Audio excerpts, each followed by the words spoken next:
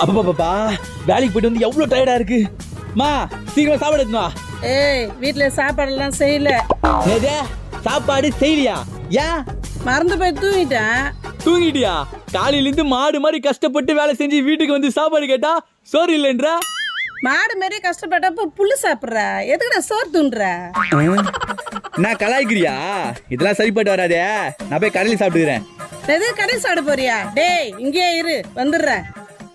அவ்வளோ பயம் இருக்கணும். சீக்கிரமா செஞ்சு எடுத்துன்னு வா, பசி எடுக்குது. இன்னைக்குன்னு பார்த்து இவ்வளோ பசி எடுக்குதே. இவ்வளோ சீக்கிரமா என்ன செய்வாங்க இவங்க? ஒருவேளை சிக்கன் மீன் குழம்பு செய்வாங்களோ? செஞ்ச ஒரு புடி பிடிச்சிட வேண்டியதுதான். டேய் போலாமா? போலாமாவா? எங்க போலாமா? கடைக்கு போய் சாப்பிடுறேன்னு சொன்னல. ஆமா நானும் வரேன், எனக்கும் எதனா வாங்கி கொடு. அப்ப நீ சாப்பாடு செய்ய உள்ள போலியா? எருமை சாப்பாடு தான் செய்யலன்னு சொன்னல, சீக்கிரம் வா, பசி இருக்கு.